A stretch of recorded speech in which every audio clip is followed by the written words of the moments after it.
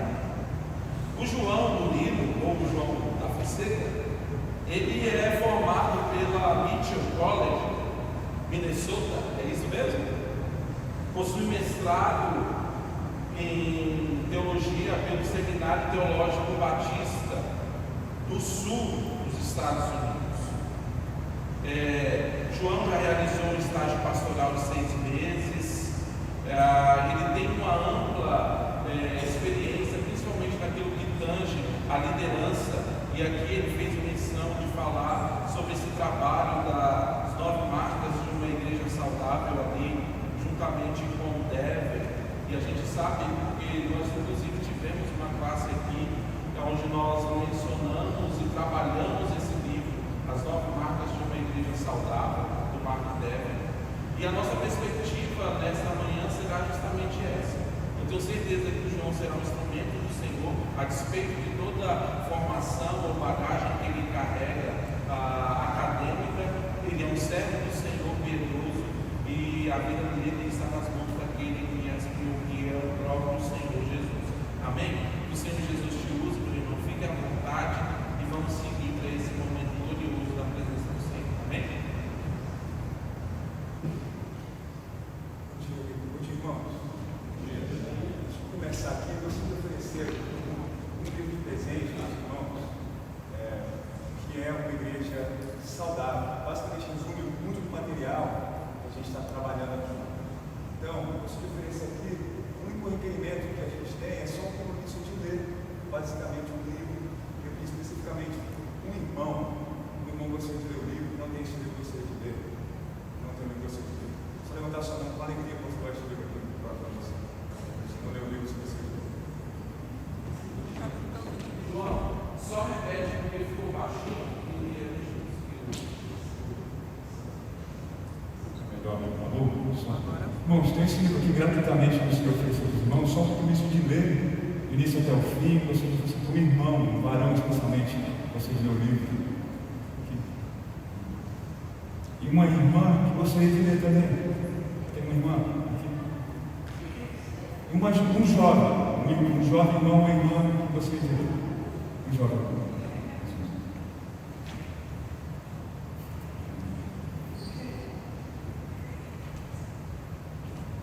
Excelente. Eu só queria pedir para os irmãos também que pegaram o livro, se puder basicamente fazer um breve relatório, pode ser uma mensagem no WhatsApp, pode ser até verbal, só explicar para o pastor Wellington o que você gostou, o que você não gostou do livro, porque seria muito legal ver sua opinião sobre o pastor Wellington, entender, saber o que você acha do livro material. Essa apresentação é sobre conversão e evangelismo. Um tópico importantíssimo na vida da igreja local, e uma apresentação que está tratando diferentes versos das escrituras, mas de forma alguma uma pregação expositiva, que estou expondo um texto bem específico, mais temático, durante diferentes partes das escrituras que atingem o mesmo tema. E muito material também vem desse material, desse livro que vocês têm em mãos, que é o Igreja Saudável, na parte da Igreja Saudável, que tem estado construindo igrejas saudáveis. Eu peguei muito material aqui destes recursos. Claro, contanto que seja bíblico, esse é o critério que a gente usa. Esse material é bíblico, a gente vai usar para a glória de Deus. E, especificamente pensando no tema de conversão e evangelismo, a gente pode pensar especificamente agora sobre conversão. Conversão é um tema bem complexo, mas complexidade não quer dizer que a gente não pode compreender algo sobre o que é complexo. Certamente, certas coisas vão além do nosso conhecimento, até mesmo certas coisas sobre Deus. A gente tem aqui o famoso verso de Deuteronômio 29, que diz: as coisas encobertas pertencem ao Senhor, nosso Deus, porém as reveladas nos pertencem. Quando a gente está falando de conversão, há uma coisa que acontece no coração do homem, e a própria Bíblia reconhece a complexidade do coração humano. Jeremias, profeta, capítulo 17, verso 9 diz: o coração do homem é enganoso, mais do que todas as coisas, disse o Senhor, e desesperadamente doente. Quem pode entender? mas complexidade não quer dizer impossibilidade. Existe uma mudança de coração notável que pode acontecer em cada um de nós aqui, seres humanos. O marido ele pode deixar de trair a sua esposa, a gente pode ver esse tipo de mudança no casamento, onde a mulher também pode começar a respeitar o marido, parece ficar queixando do marido. O adolescente pode parecer preguiçoso, arrumar sua cama, seu quarto. Essas coisas podem acontecer. Os pais podem deixar de ser consumidos do trabalho e ficar, poxa, eu estou investindo na criação dos meus filhos. Aquele senhor, aquela senhorinha ranzinza, Deus pode dar aquele coração manso, aquele coração gentil. As pessoas mudam. As pessoas mudam. Isso acontece. São mudanças internas e verdadeiras na vida de uma pessoa. E eu estou falando disso com ou sem fé em Cristo. A gente não precisa ter uma conversão no sentido do coração ser nosso tocar para as pessoas mudar dessa maneira. É a graça comum de Deus que pode alcançar as pessoas. Onde elas dão crédito para Deus ou não, as pessoas podem mudar. Mas existe um tipo de mudança no coração do ser humano que só Deus quem pode causar, que é um coração que renuncia o pecado e ama Jesus Cristo e rende-se a Ele como seu Salvador e confia em Jesus para a salvação de vida eterna. Em outras palavras, que crê no Evangelho. Não é nada natural que pode acontecer com o ser humano, somente pode acontecer pelo agir de Deus. E quando a gente está falando de evangelismo, que a gente aqui está tratando dois tópicos, conversão e evangelismo. Quando a gente pensa de evangelismo, talvez não seja tão complexo quanto conversão. Mas certamente evangelismo, às vezes, a gente pode ficar um pouco acuado, ficar sem entender exatamente o que a gente deve fazer. Também a gente pode ser pedido algumas práticas pragmáticas sobre o evangelismo. Por exemplo, como é que a gente pode ganhar almas para Cristo? Trazendo um músico bem famoso para a igreja, fazer um mega show gospel, vamos dizer assim, para atrair todo mundo para vir para a igreja. Arrecadar um monte de dinheiro na cantina, bolar aquele evento bem maneiro para silenciar a igreja, para as crianças ao redor, todo mundo vinha e atrair famílias também. A gente pode chamar um pregador famoso. Quando você lê a Bíblia, o que você aprende sobre o evangelismo?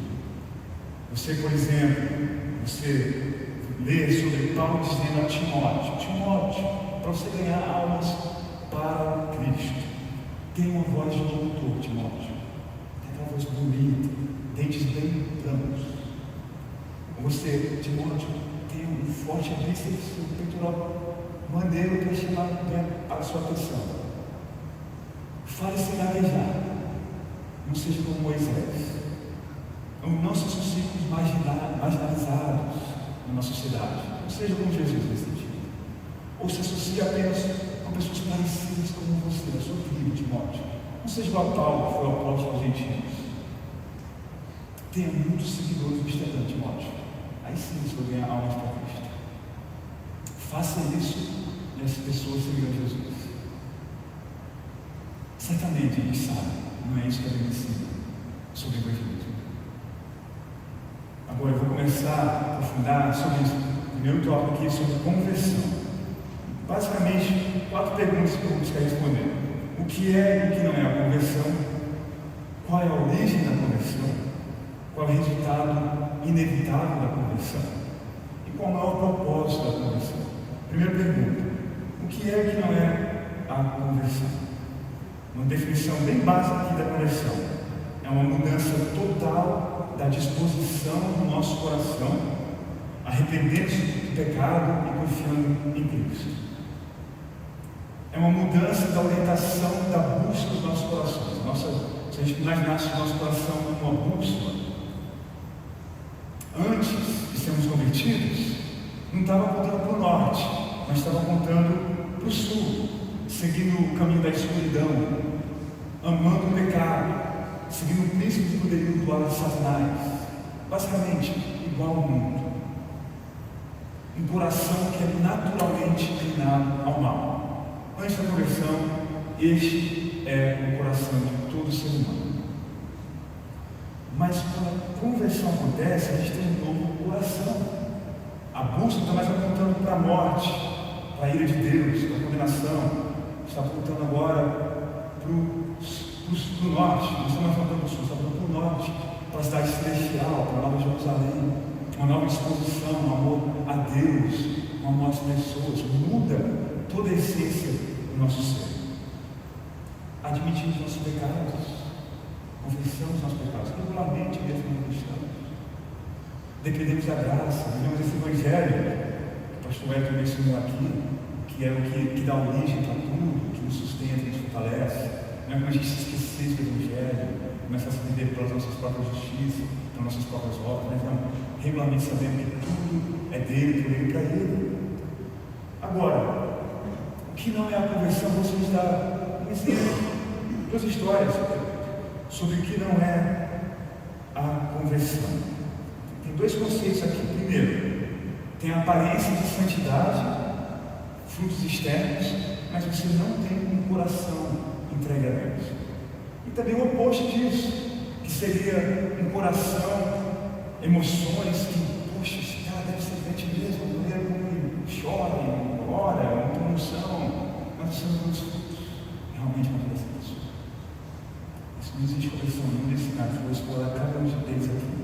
Primeiro, a aparência de santidade sem coração. No início dessa pregação, dessa apresentação, eu mencionei que a gente pode ter uma mudança de comportamento, pode ter uma mudança de comportamento, sem dúvida, mas temos que fazer o bem. Nós temos que fazer o bem. De fato, isso não é opcional fazer o bem. A gente não é algo que a gente faz mudar com os corações, porque se a gente querer ou não, Deus comanda isso para toda a criação. É o mandamento de Deus para toda a humanidade. Ame a Deus acima de todas as coisas e ame o próximo como a si mesmo. Então, filhos têm que honrar os pais. Nós não devemos cobiçar coisa alguma que não é nossa. Devemos sempre falar a verdade. Mas temos só isso. Mas não temos Cristo. Se é tudo isso que temos, essas coisas horizontais, se a gente não tem o vertical, a gente perde tudo. Imagine, por exemplo, deixar tudo preparado para o casamento. A gente tem um casamento, é tudo certo. Cerimônia, tudo bem organizado, roupas, anéis, música, comida, convidados. Está tudo certo, do jeito que era para ser neste casamento. Só está faltando uma coisa. O noivo está lá esperando a noiva chegar. Mas a esposa não aparece, a noiva não aparece naquele grande dia. Imagina a cena, mas a noiva chegar lá no casamento. É mais ou menos assim, a gente ter obras, mas a gente não tem aquela rendição a Deus, que é amor a Deus, o arrependimento genuíno, a fé em Cristo. Ou no mesmo tipo de cenário, vamos imaginar tudo certinho, e a esposa ela aparece lá, ela está toda bonita, vai lá, faz os votos, sorridente, mas o coração dela está totalmente frio diante do noivo dela. Uma conversão falsa é assim, coração endurecido, tudo bonito por fora, mas por dentro está seguindo o Espírito, tudo certinho, mas não tem um coração genuinamente voltado a Deus. Que é como aquela pergunta, a gente ouve às vezes as pessoas falarem, né? Você iria para o reino dos céus, tudo tivesse certo, mas se Deus não estivesse lá. Uma pergunta bem diagnóstica pensar sobre isso. Agora, outro problema com a conversão é o outro lado da moeda, é a aparência de ter coração, ter aquelas emoções, mas não tem santidade na sua vida. A pessoa fala que segue Jesus, que ama Jesus, até chora e fica cheio de emoção durante o culto, às vezes vem até a igreja, aquela chama, aquele fogo, mas na vida da pessoa realmente não tem fruto. A Bíblia acumula poeira, os joelhos se dobram em oração, filhos, casamento, é tudo complicado, mas parece que tem aquela aparência, aquele coração genuinamente voltado a Deus. Um exemplo clássico disso também que a gente ouve muitas histórias sobre isso, que a gente fala das falsas conversões no leito da morte. Falsas conversões no leito da morte é uma situação bem delicada. Tem um pregador chamado Thomas Watson, que uma vez pregou esse sermão, ele disse: embora os homens ímpios fossem piedosos em seus leitos de morte, ainda assim, no momento de suas vidas, eles insultam e odeiam a piedade. Então, no leito da morte, todo mundo é santo. Na vida, vive que nem um filho de Satanás, basicamente. É isso que a gente chama do mito da confissão do leito da morte. A pessoa está perto para morrer e milagrosamente, naquele grande, quase que no final da vida, a pessoa vai lá emocionalmente entrega até Cristo. E os familiares, claro, ficam todo mundo emocionado e dá glória a Deus por isso. E a situação fica mais delicada, principalmente você ouvindo a situação, porque a pessoa está no luto e conta essa história para você. Meu sobrinho, teu avô entregou Jesus no dia de vida dele. O pai do meu tio acabou de morrer, meu avô acabou de morrer. Isso foi essa história. Eu não sei. Eu não vou chegar, poxa, tio, sabia que 99% dos casos isso é falsa conversão? Eu não vou chegar a fazer motivo de forma alguma. Eu vou chorar com ele, eu vou ficar triste com ele, eu estou triste. Se esse fosse o caso, meu avô faleceu de tal maneira. O Charles Spurgeon escreve também sobre isso. O Spurgeon diz: você conhece o grande fato de que um médico certa vez manteve um registro de 1000 pessoas que pensavam estar morrendo e que ele pensava serem penitentes, que tinham se arrependido. E esse médico escreveu os nomes dessas pessoas no livro como aqueles que, se tivessem morrido, iriam para o céu. Então, 1000 pessoas mais ou menos que eram para morrer no meio da morte, uma situação muito grave, estavam se arrependendo no meio da morte. Tinha o nome dessas 1000 pessoas, o médico gravou o número de cada uma delas, e ele começa a dizer aqui: eles não morreram, eles viveram. Ele disse que de todos os 1000, não teve 3 pessoas que saíram bem depois. 3 pessoas de 1000, teve 3. Ele diz, mas que voltaram aos seus pecados novamente, ficaram tão bonitos como sempre. Emoção, lágrimas, não quer dizer conversão genuína. Mas uma verdadeira conversão, como a gente viu mais cedo, gera frutos de arrependimento, de acordo com a profissão de fé genuína em Jesus Cristo como Senhor e Salvador, como é o tesouro. Agora, qual é a origem da salvação? Qual é a origem da salvação? A gente vê aqui em João 3, capítulo 3, versos 5 a 15, o diálogo entre Jesus e Nicodemos, onde Jesus respondeu: em verdade, eu digo, quem não nascer da água e do Espírito não pode entrar no reino de Deus. O que é nascido da carne é carne, e o que é nascido do Espírito é Espírito. Não fique admirado por eu dizer: vocês precisam nascer de novo. O vento sopra onde quer. Você ouve o barulho que ele faz, mas não sabe de onde ele vem, nem para onde ele vai. Assim é todo que nasceu do Espírito. Então Nicodemos perguntou: como pode ser isso? Jesus respondeu: você é mestre em Israel e não compreende essas coisas? Em verdade eu digo que nós falamos o que sabemos e nós testemunhamos o que vimos, mas vocês não aceitam o nosso testemunho. Se vocês não creem quando falo sobre coisas terrenas, como crerão se ouvirem falar sobre as celestiais? Ora, ninguém subiu ao céu a não ser aquele que lá desceu, o Filho do Homem. E assim como Moisés levantou a serpente no deserto, assim também é necessário que o Filho do Homem seja levantado, para que todo que nele crê tenha a vida eterna. Eu queria frisar aqui o verso 6. Jesus diz: o que é nascido da carne é carne, o que é nascido do Espírito é Espírito. Então essa questão de conversão realmente não é nada fácil de se tratar. A gente já Nicodemos, o mestre da lei, o erudito, estão confusos sobre como é este novo nascimento. Então certamente é uma questão complexa. Até para Nicodemos, um fariseu, muito inteligente, preparado. O que Jesus então ele quer dizer é que a origem da conversão é divina, enquanto a falsa conversão tem sua origem em algo humano, vontade humana. A gente pode pensar, por exemplo, eu fui na frente da igreja e quando meus amigos, porque todos meus amigos estavam indo lá, então eu fui também. A gente pode ter histórias de conversão que são baseadas nisso. Um apelo, uma emocionante que o pregador fez. Aí o camarada vai lá porque os seus colegas foram também. As pessoas podem dizer, bom, eu fui convertido, sou convertido, pô, meus pais são crentes. Meus pais são crentes. Ou porque eu fui batizado. Eu fui batizado como um bebê, eu fui batizado como adulto, eu fui batizado.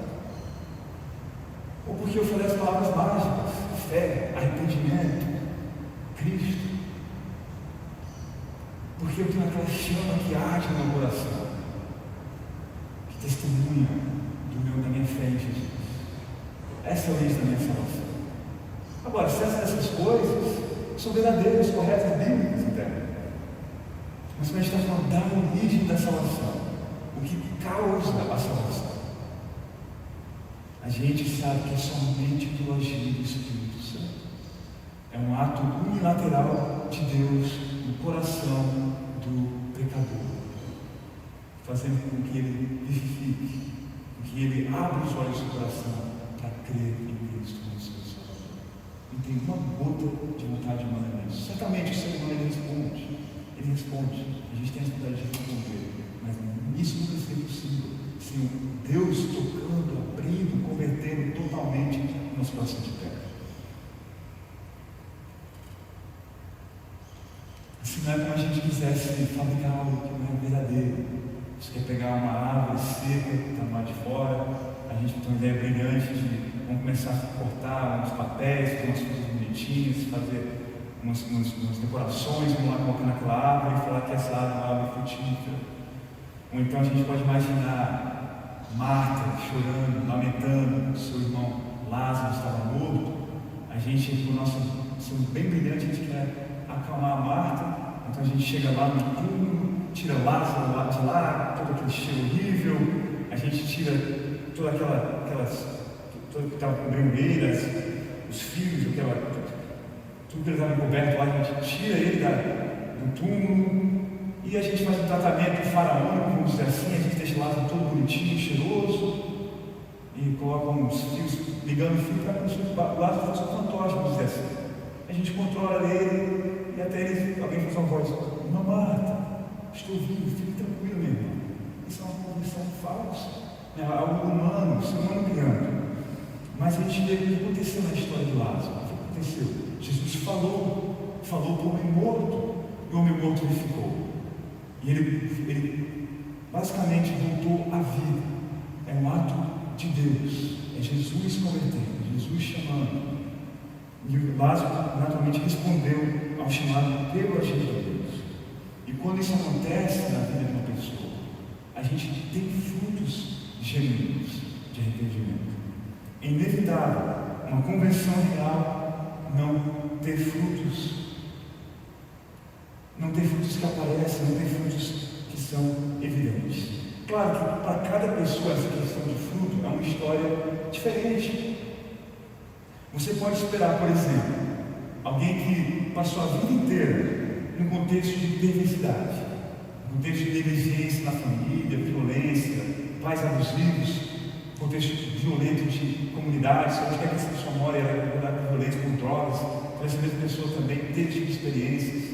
Onde já tudo que ela conhecer é isso, o Evangelho alcança essa pessoa, aí você vai querer esperar que ela tenha os mesmos frutos, certamente no começo, de uma pessoa que cresceu no lar cristão, teve um pai que amava a mãe, uma mãe que investia na família, aquela coisa que a gente quer prover para todo filho. O pai cristão provê para o filho pela graça de Deus também, segundo pela graça, em muitos casos, mas você vai querer que ele tenha o mesmo tipo de frutos, no caso, como o outro. Às vezes acontece, certas pessoas são salvas e coisas imediatamente mudam na vida delas. Mas muitas vezes a gente está falando de uma conversão, santificação progressiva na vida de uma pessoa. Santificação progressiva é mais ou menos uma bolsa de valores. A gente vê de um bom estoque, vamos dizer assim, né? Que a bolsa ela está crescendo, ela cai, mas está subindo, de pouco a pouquinho, mas sempre está lá progredindo. É assim que a gente deve ver a vida cristã. A pessoa está confiando em Cristo, primeiramente, o mais importante, ter uma vida de arrependimento, e a gente está vendo esses frutos, a gente deve esperar frutos, mas é difícil você querer comparar uma pessoa com a outra. O John Newton, que escreveu o famoso hino Preciosa Graça, ele escreveu dessa grande tensão que a gente tem, quando a gente lamenta a falta de frutos. Ele diz: não sou o que deveria ser, como perfeito e deficiente. Não sou o que desejo ser, abomino o que é mal, e gostaria de me apegar ao que é bom. Não sou o que espero ser. Em breve deixarei a mortalidade, e com a mortalidade todo o pecado e imperfeição. Ainda assim, embora eu não seja o que deveria ser, nem o que desejo ser, nem o que espero ser, posso dizer com sinceridade que não sou o que uma vez fui, um escravo do pecado e de Satanás, e posso me unir de coração ao apóstolo e reconhecer, pela graça de Deus, sou e sou. Mas aqui estamos falando de santificação e não conversão. A gente podia esperar menos daquele que é convertido. Pode o bebê não chorar, pode o pássaro não cantar, o sol não nascer, o rio não encher, o crente não amadurecer e mais a Cristo não com ele aparecer. Assim aquele que nasceu do Espírito. Agora, quarta pergunta: qual é o maior propósito da igreja, da conversão? Qual é o maior propósito disso? Pedro escreveu na sua epístola, capítulo 2, verso 9, que nós cristãos, nós somos uma geração eleita, um sacerdócio real, uma nação santa, povo de propriedade exclusiva de Deus, com um propósito de proclamar as virtudes daquele que nos chamou das trevas para a sua maravilhosa luz. Então você que é cristão, você é um sacerdócio real, você é uma nação santa, você tem um propósito que Deus te deu, que é proclamar as excelências de Deus, que é proclamar a glória de Deus. Você tem chamado Deus para a sua vida. E John Piper explica o que é a glória de Deus. Ele diz que é a infinita beleza e grandeza de suas multiformes perfeições. E onde que a gente vê Deus em sua glória, demonstrando o seu amor, o seu caráter? A gente vê isso na cruz de Cristo. A gente vê isso no holofote da cruz de Cristo. Porque na cruz de Cristo a gente vê a justiça de Deus, o atributo da justiça. A gente há de louvar a Deus pelo seu atributo de justiça. Um Deus que não tolera o pecado, um Deus que não aceita o pecado, que não passa a mão no mal. Isso é louvável. Um Deus que nos vai ajudar de toda maneira de mal. Mas a gente vê também na cruz de Cristo a graça de Deus, que enquanto nós éramos pecadores, que Cristo Jesus ele morreu por nós. Quando nós merecemos ser julgados, sermos condenados, receber a lei de Deus, Deus resolveu o nosso problema e enviando o seu Filho. O próprio Deus sacrificando por nós pecadores. Isso é glorioso. Essa é a mensagem que a gente mais quer proclamar para o mundo perdido. Que agora nos leva à segunda parte dessa apresentação, que é evangelização. Evangelismo. Começando aqui uma pergunta: o que é e o que não é o evangelismo? Max Stiles, no livro Evangelização, o livro dele, dessa sequência de mais cedo, construindo igrejas saudáveis. Ele define evangelismo como compartilhar o evangelho com a intenção de persuadir, compartilhar a mensagem das boas novas, querendo ganhar alguém para Cristo. Você tem esse desejo de persuadir. Esse evangelho que a gente acabou de ver aqui, do Cristo crucificado, que também foi ressurreto no terceiro dia, que todo homem, toda mulher, todo pecador que crê nele terá salvação da terra. É essa mensagem que a gente, especificamente, nós queremos proferir com nossos povos. A gente quer comunicar, a gente tem uma mensagem a ser comunicada.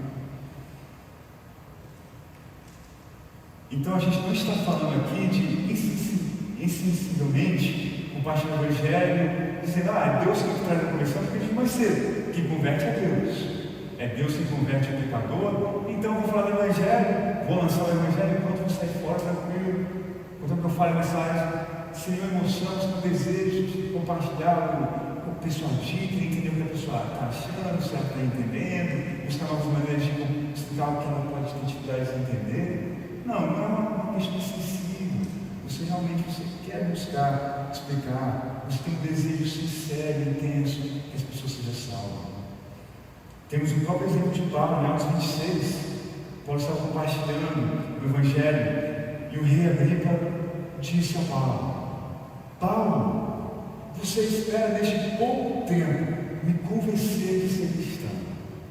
E Paulo lhe responde, onde em pouco ou muito tempo, não apenas o Senhor, ó rei, mas todos aqui presentes, que fossem como eu mesmo, menos por essas algemas. Paulo queria que toda aquela corte lá do rei Agripa também confiasse que Jesus é o Salvador. Então Paulo não era que a gente conhece como hiper-calvinistas, né? Assim, aquela questão seca de compartilhar o Evangelho, nem compartilhar o Evangelho, porque Deus é soberano, Deus vai salvar. Não, ele está com desejo sincero, compartilhando o Evangelho, não somente quando ele está com o rei Agripa, mas que os ouvintes também pudessem crer. Esse é o desejo intenso do coração de Paulo. Tamanho era a intensidade do desejo que seus irmãos israelitas fossem salvos, o desejo de ser cortado. Eu mesmo ser cortado. Eu mesmo ser de Deus, por conta dos meus irmãos israelitas. Então, esse desejo de ver uma pessoa se ganhar é uma questão muito importante no nosso evangelismo. Irmãos, essa chama, não está em seu coração, bem-vindo ao mundo. Deus que está nisso, a gente ora a Deus, para Deus, trabalha no coração esse desejo. Quer ter esse desejo? Que se a pessoa está indo rumo à fé, aqui, o menor bem que eu posso fazer para aquele ser humano é falar de Deus para essa pessoa. Falar especificamente sobre o Evangelho. Isso é muito importante. Às vezes a gente pode confundir evangelismo com várias coisas, que eu vou explicar em alguns breves momentos. Agora, antes de chegar nesse ponto, eu gostaria de tratar então o que não é o evangelismo. O que não é o evangelismo? E no livro Marcos, Weber escreveu, explica. Não é imposição. O evangelismo não é imposição. É simplesmente compartilhar o evangelho com a intenção de persuadir, mas não é forçar a nossa opinião sobre ninguém. Claro, pais têm muito cuidado com os filhos sobre isso. Pais com um desejo muito natural, bom de evangelizar os filhos. Às vezes o filho quer responder o evangelho para cuidar com o pai, porque ama tanto o pai e ama.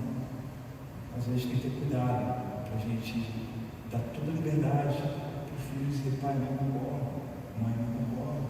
E ainda assim continuar amando o filho. Que bom, filho, obrigado por explicar, vamos trabalhar no seu coração. Porque a gente não quer impor essas coisas sobre os nossos filhos. Evangelismo também não é testemunho pessoal. Isso aqui talvez mais comum no nosso contexto, nessa era pós-moderna que a gente vive.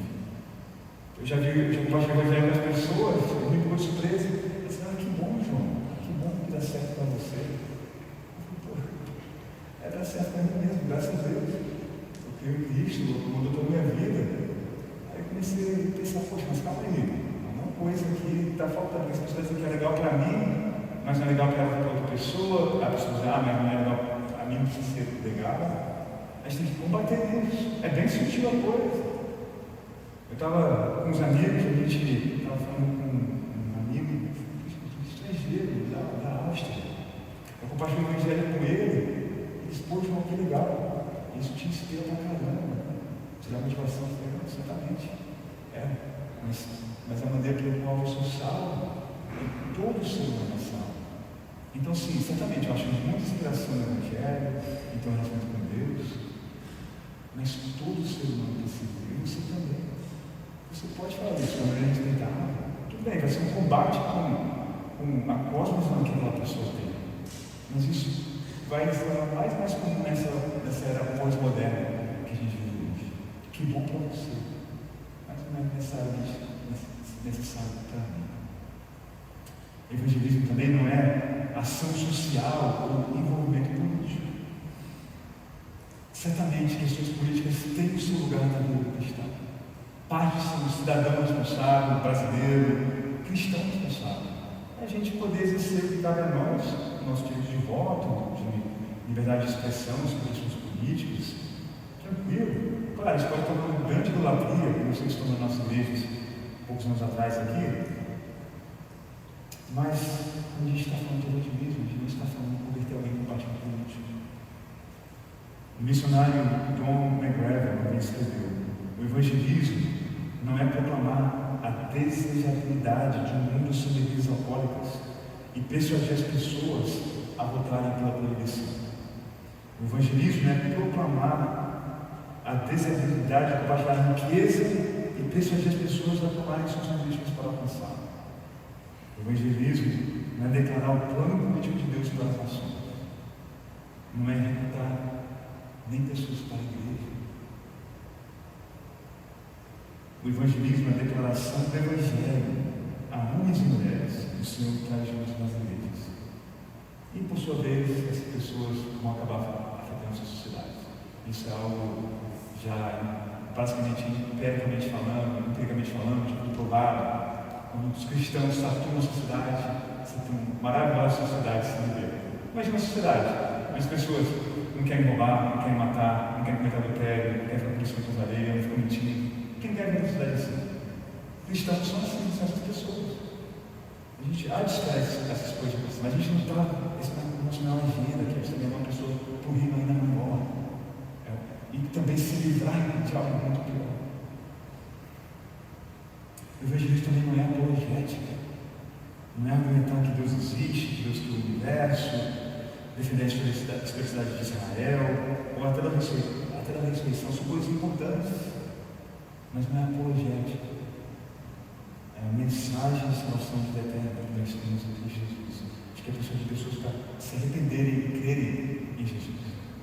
Também, isso é bem sutil, o evangelismo, irmãos, perdão não estou mencionando isso agora, mas já estou aqui nessa. Ainda não, nem desculpa, vou chegar lá, mais frente. O evangelismo não é o resultado do evangelismo.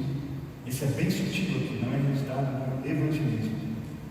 Porque a gente pode pensar, eu estou evangelizando porque eu compartilho o evangelho e a pessoa não creu. Não, o evangelismo é compartilhar. A gente sabe que é Deus que dá o crescimento. O nosso papel é justamente isso. Falar de Deus. Falar de Deus. E se a gente pensa que evangelismo acontece quando acontece conversão, a gente pode até se tornar orgulhoso se alguém é salvo. A gente pensa, não, porque eu fiz isso, depende de mim. A gente também pode querer manipular pessoas, pode ter aquela vontade de manipular alguém para crer em Cristo. Não, tem uma conversão aqui. A evangelização é basicamente compartilhar o evangelho. Você distância, claro, você quer persuadir, você quer fazer o seu melhor, você quer ser persistente, você quer perdurar durante o tempo, às vezes durante anos, uma pessoa tem feito isso. Certamente é o ministério dos pais com os filhos, não é? Anos compartilhando o evangelho dos seus filhos, falando de Cristo, demonstrando o amor de Cristo. E pela graça de Deus, somente pela graça de Deus, o seu filho é salvo. Agora, segunda pergunta: como fazer e não fazer evangelismo? Finalmente, irmãos, chegamos aqui no folhetim, vocês têm mãos na parte de trás.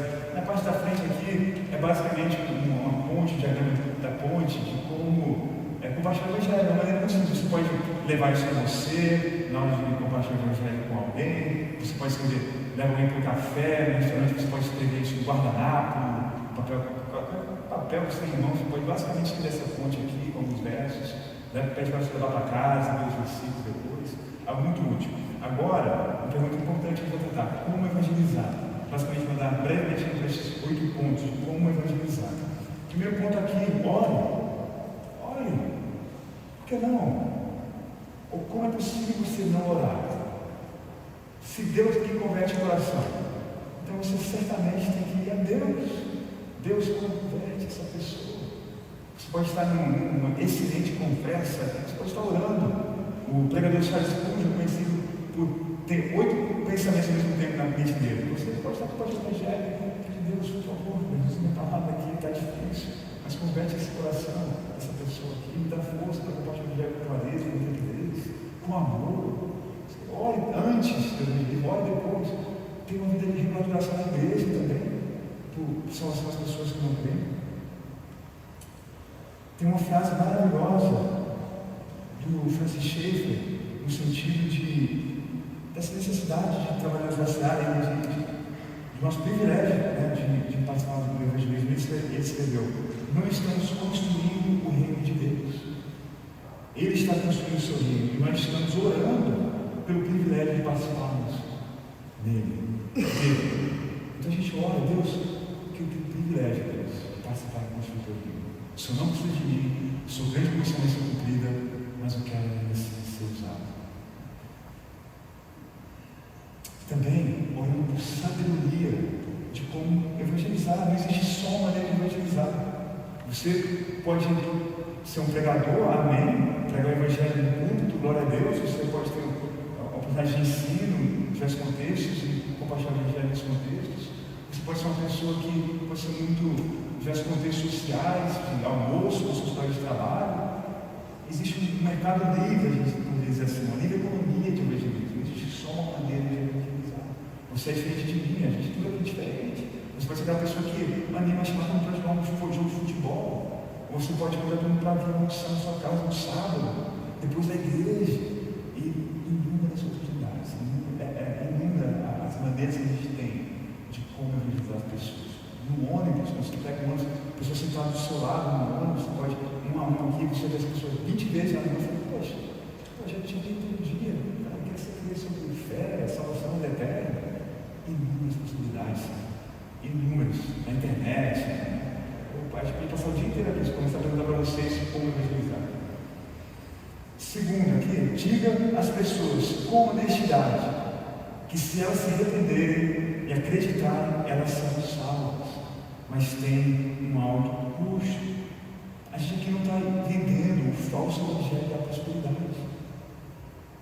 Que uma vez você crê em Cristo, que aquela pessoa que você está tomando talvez vai ser curada. Você crê em Cristo, então seu casamento vai ser consertado no mesmo dia.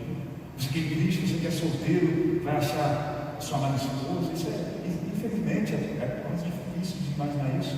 Mas tem igrejas que vivem falando disso o tempo inteiro. E não falam que, na verdade, você precisa de Jesus. Você pode até perder seu trabalho, porque uma vez que no seu trabalho você não tinha nenhuma ética no seu trabalho, agora você crê em Cristo, você vai mais vir Deus, como você vivia antes, você até às vezes puxar muito para lá para pegar outra pessoa da você, não vai fazer isso, o chefe vai mais querer você. Você pode pegar mais atritos no seu casamento, porque antes domingo é o dia que você faz o que você quiser, vai para a praia, vai para o shopping, vai fazer tudo, vai para o jogo de futebol. Agora é domingo, você vem para a igreja. Não estou dizendo que não pode ir para a praia no domingo, não estou dizendo que você não pode assistir um jogo de futebol no domingo, mas suas prioridades vão mudar. Você pode criar atritos no seu casamento. Sua esposa pode querer levar os filhos para a igreja, ou ela pode ser de outra igreja, católica, enfim. Você tem que apresentar essas coisas para as pessoas. Como você está apresentando o evangelho, tem custos. Conte os seus custos. O cristão é chamado a carregar a sua cruz, negar a si mesmo e seguir Jesus. Isso faz parte de compartilhar o evangelho. Terceiro, diga às pessoas com urgência, que se elas se arrependerem e acreditarem, elas serão salvas, mas elas devem decidir agora. Você sabe do seu amanhã? Você não sabe se amanhã você vai acordar. Jovens não acordam amanhã, jovens saudáveis não acordam amanhã. Você pode não ver a outra pessoa. Alguma coisa vai gostar dessa pessoa, você pode se mudar, você não sabe. Tome proveito da oportunidade que você tem e peça para a pessoa também se arrepender, para não esperar para se arrepender amanhã. Eu gosto dessa uma ilustração muito útil nesse contexto. Às vezes tem pessoas que falam: não, mas calma aí, João, eu tenho que resolver minha vida, tem certas coisas na minha vida que não estão alinhadas com Deus. Depois eu vou para a igreja. Ela fala: poxa, mas imagina, depois dessa conversa aqui, a gente está conversando, vou aqui no meio da rua, aí eu sou baleado, eu levo um tiro bala perdida não acontece, estou sangrando aqui. Ela fala, meu filho, deixa eu te levar agora para o hospital. Calma aí, me leva primeiro para a farmácia aqui, para pagar menos, deixa eu pegar uns esparadrapos aqui, para onde eu tirar minha filha, para tirar. Me leva para a americana para pegar aquela coisa branquinha, bem bonitinha. Aí depois vou para o médico. Você fala, meu filho, você está doido? Você tem que ir no médico agora, não espere. Essa questão de urgência. Urgência, tem que ir logo para o médico dos médicos. Não espere. Busca Jesus. É sério. A ira de Deus está sobre você neste momento. Fale esse amor. E demonstra amor. Abraça a pessoa, sorria depois. Você não quer ser sombrio o tempo inteiro, mas é sombrio realmente. É sombrio a realidade do inferno e da ira de Deus que existe para cada um pecadores deste mundo que não estão em Jesus Cristo. Tem um famoso pregador, Dwight Moody, um famoso evangelista do século XIX. Ele disse, ele falou do maior erro que ele teve, que não foi justamente não fazer isso, pregando diante de 2.500 pessoas. No final da mensagem dele, ele disse para as pessoas apenas considerarem as afirmações que ele tinha feito sobre Jesus. A gente fala sobre várias coisas sobre Jesus. Ele falou, olha pessoal, 2.500 pessoas lá, pense nas afirmações que eu falei sobre Jesus Cristo. Medite sobre isso. Que depois, no ano que vem, eu vou persuadi-los para seguir Jesus. Essa é a intenção dele. Para chegar no domingo que vem, aí sim ele ia falar, creio em Cristo, arrependo, os políticos devem se arrepender. Mas o que aconteceu? Provavelmente, conforme estava terminando aquela pregação, eles estavam começando um grande incêndio em Chicago, onde basicamente a grande parte da cidade foi a chamas e pessoas morreram. 300 pessoas foram mortas, talvez. Boa parte das pessoas está lá naquela pregação naquele domingo. E ele não fez um chamado ao Evangelho para as pessoas se arrependerem. E ele escreve depois: quero contar a vocês a única lição que eu aprendi naquela noite. Isto é, quando prego, pressiono Cristo sobre as pessoas ali mesmo e tento levá-los a uma decisão na hora. Eu preferiria ter aquela mão direita cortada do que dar a uma audiência uma semana para decidir o que fazer com Jesus. Também, nesse brevemente quarto ponto, eu digo às pessoas com alegria que se elas se arrependerem e acreditarem nas boas novas, elas serão salvas. Irmãos, o Evangelho é uma mensagem alegre realmente. Que dia maravilhoso foi o dia quando a graça de Deus alcançou. Eu estava acorrentado pelos pecados, escravizado a Satanás. E eu criei em Jesus Cristo. Fui liberto da opressão do pecado, da condenação. Fui reconciliado com Deus Pai. Essa alegria é uma mensagem maravilhosa de se compartilhar. A gente vê no Evangelho, quando Jesus curava as pessoas com doenças, leprosos, elas saíam jubilantes de alegria. E isso foi uma cura física que Deus trouxe para as pessoas. E essa vida eterna que Deus nos dá é uma vida maior, infinitamente mais maravilhoso que a salvação da vida eterna. Então a gente fala com alegria dessas boas novas para as pessoas. Quinto, use a Bíblia. Eu acho isso muito legal, você tem uma Bíblia disponível em mãos, no seu celular, mas você sabe o verso, às vezes é legal você abrir a Bíblia, olha, você mostra o verso aqui, comunica que você está falando a sua própria sabedoria, você está falando aqui, a palavra de Deus. Quando eu fui salvo, um dos meus melhores amigos, ele compartilhava uns versos totalmente aleatórios do Antigo Testamento, eu não sabia o que estava acontecendo, ele abria a Bíblia, ele lia e ficava com medo. Falei, pô, esse Deus é um Deus irado, eu sou um pecador, eu estou no lado errado da equação aqui, eu tenho que me resolver com Deus. E a Bíblia dava um temor, porque não sei como eu tinha um temor da palavra de Deus, o Espírito Santo. Talvez me lembrando dessas palavras de Deus, testemunho do Espírito Santo, me dando uma fé, já um temor por Deus na sua palavra. Entenda também, ponto 6 aqui, que a vida individual cristã da igreja como um todo são centrais ao evangelismo. Você já ouviu a frase, pregue o evangelho e, se necessário, use palavras? É bem profundo, parece, mas você ouviu isso. Pregue o evangelho, se necessário, use palavras. Poxa, que profundidade! Caramba! É profundo mesmo. claro, eu diria, não use essa frase sem explicar muito bem, porque na verdade não tem como você pegar o Evangelho sem proferir palavras. Até agora, só que a gente falou até agora, é justamente o contrário disso.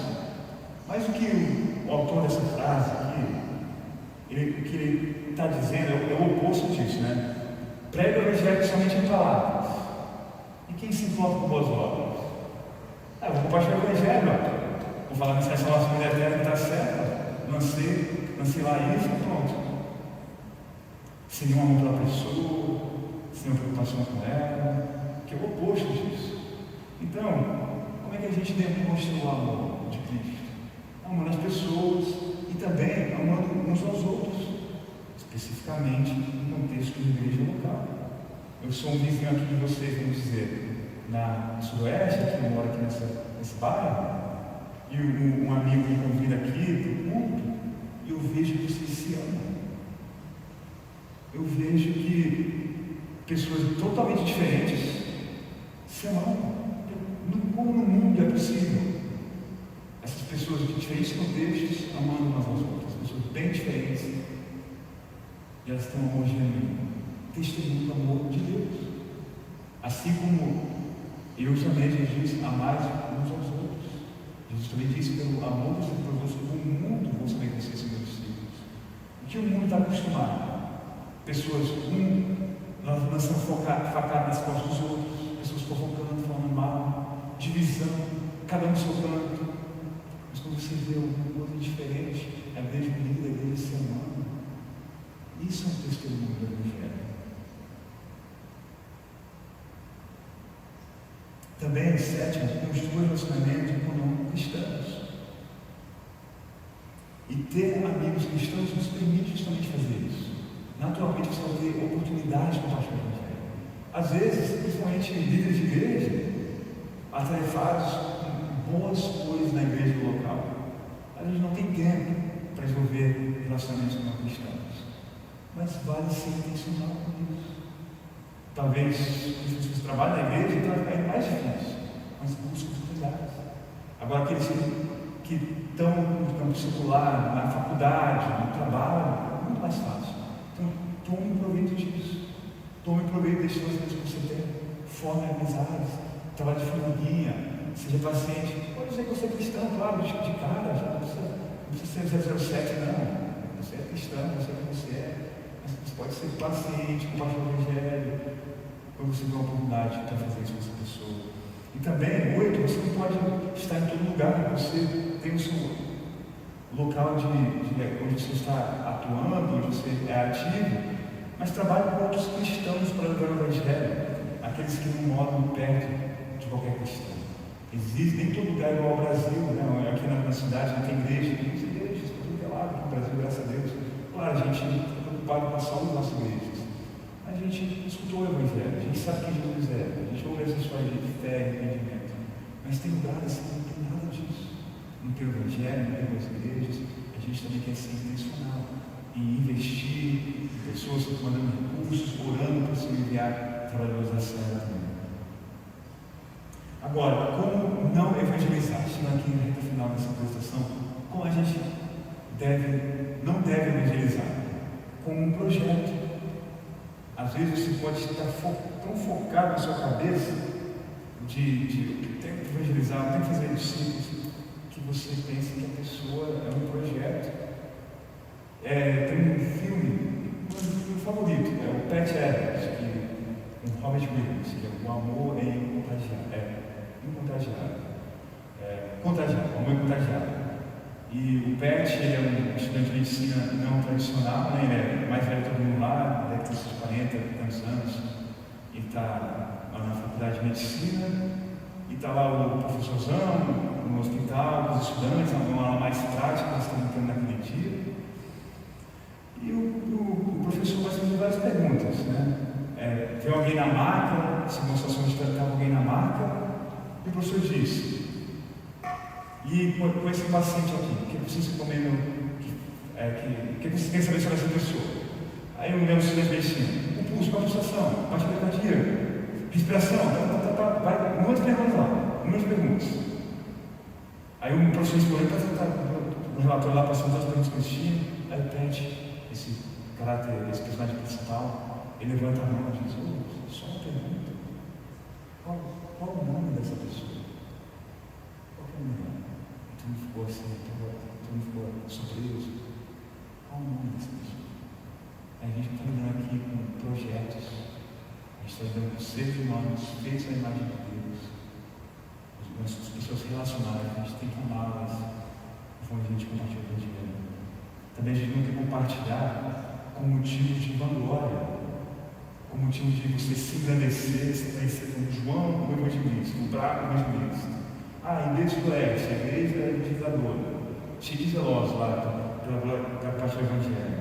O nosso nome na nossa igreja, não, a gente não quer isso, a gente quer construir o reino de Deus. Uma pessoa que a gente compartilha o Evangelho, seja aqui nessa igreja, seja na rua, acaba não vindo para a nossa igreja, mas vai ser meu primeiro, glória a Deus por isso.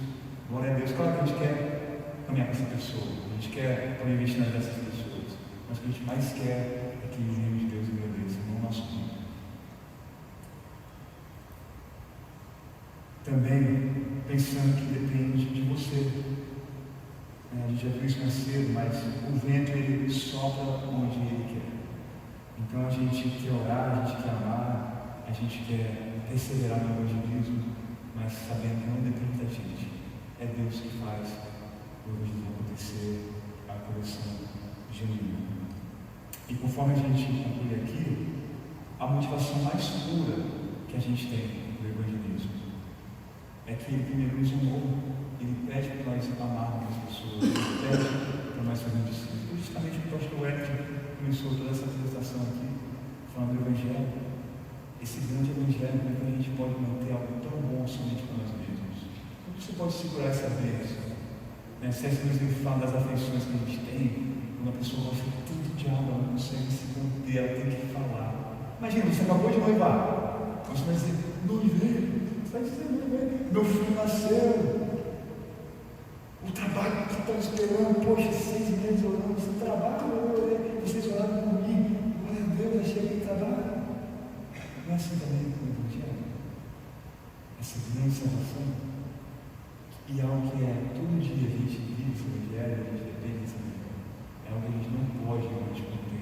Como Jesus disse: a partir de vocês vão fluir fontes de água viva. É isso que Deus faz nas nossas vidas. E é isso que eu queria orar agora por nós.